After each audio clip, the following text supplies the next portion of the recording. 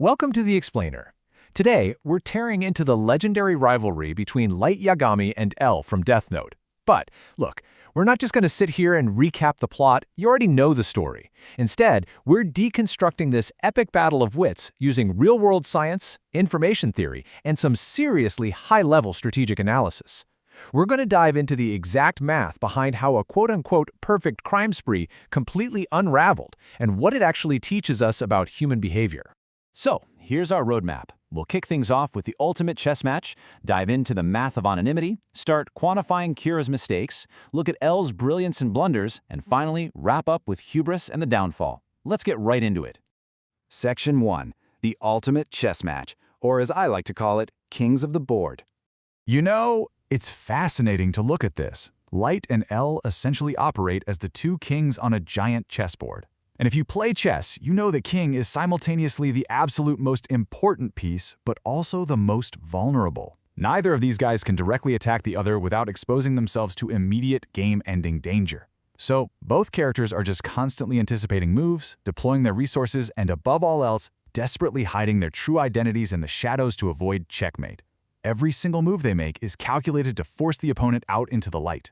And this brings us to how both characters just ruthlessly utilize this advanced chess concept called positional sacrifice. Now, in a normal game of chess, you might willingly give up, say, a knight or a bishop, right?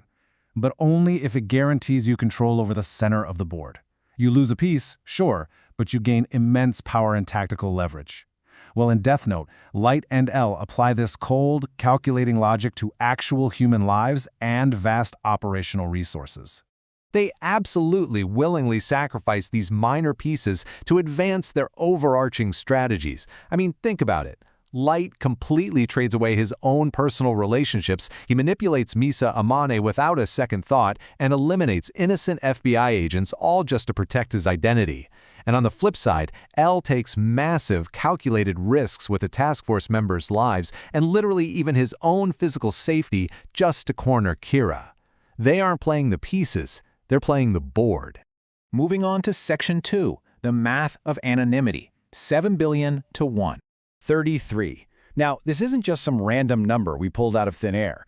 33 bits of information is the exact mathematical threshold you need to uniquely identify one single person out of the roughly 7 billion people on Earth. Why? Well, because 2 to the power of 33 is about 8.5 billion. It's like the ultimate search problem. L starts with the entire global population, and he somehow needs to narrow it down to just one specific teenager in Japan. We can actually analyze this through logarithmic math, specifically log base 2, to measure exactly how Light systematically destroyed his own anonymity. Here's how it works. Every time you leak a single bit of information, you effectively halve the number of suspects.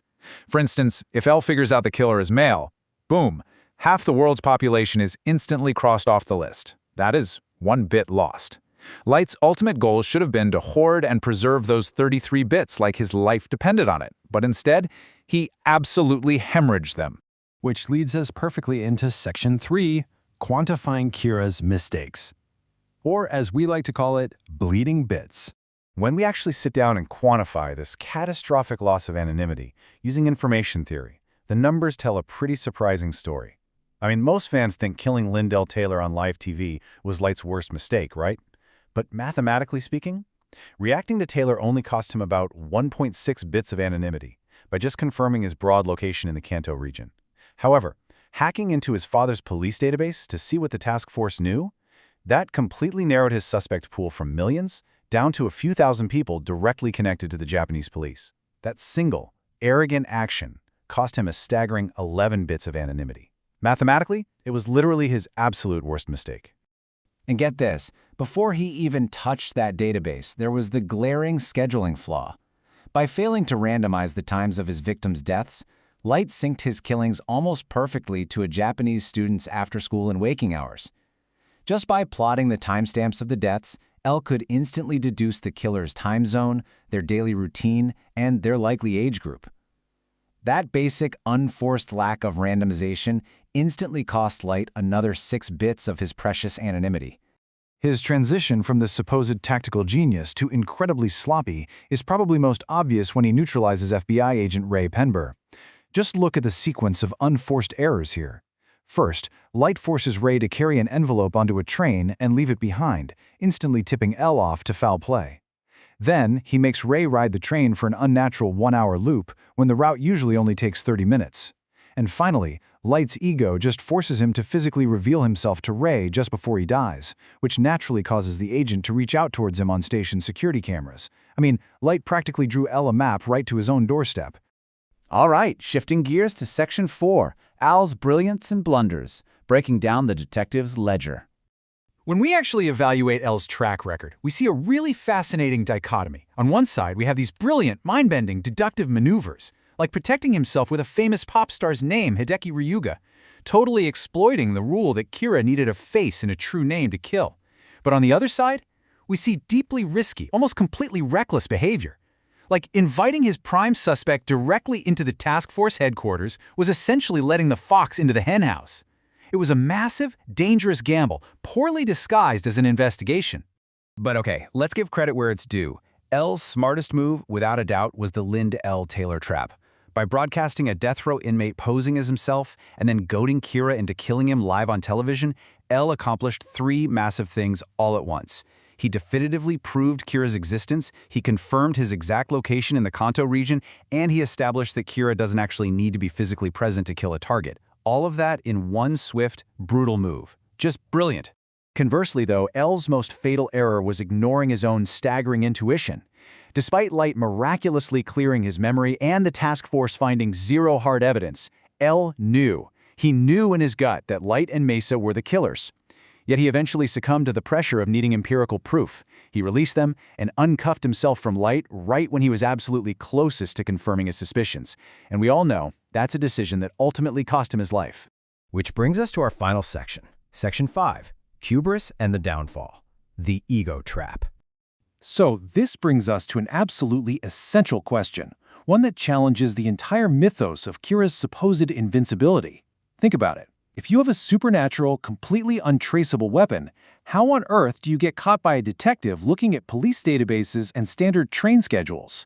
Why did a supposed unparalleled genius leave such a massive, glowing digital footprint? Well, the answer is simple. Light's mistakes were driven entirely by his ego. He wasn't just dispensing justice. His fragile ego demanded he be recognized and feared as a literal god. And this led to some wildly reckless, highly traceable actions. He searched for his early victims on his own personal computer in his bedroom. He intentionally changed his kill times just to mock the police and prove he had access to their data. And he refused the Shinigami eyes, which, by the way, would have guaranteed his absolute victory, simply because he felt relying on them meant he wasn't smart enough to win on his own merit. Light's fundamental flaw wasn't a lack of intelligence. Not at all.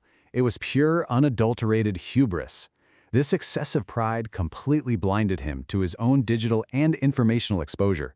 He truly believed he was so incredibly superior to everyone else that the normal rules of evidence, data leakage, and anonymity, they simply didn't apply to him.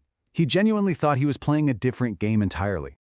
The real tragedy of his strategy is that the Death Note actually was the perfect murder weapon. It's fully capable of executing targets flawlessly, over arbitrary distances, without leaving a single drop of forensic evidence. But here's the catch. While the magic notebook leaves no physical trace, human behavior always does. Light's very human need for control, for recognition, and for ultimate superiority is exactly what ruined his perfect anonymity. So we leave you with this final provocative thought. A perfect murder weapon is absolutely useless in the hands of human hubris. If you were handed absolute, untraceable power today, how quickly would your own digital footprints, your daily habits, and your ego betray you? Thank you so much for joining this explainer. Keep questioning the information around you, and we'll see you next time.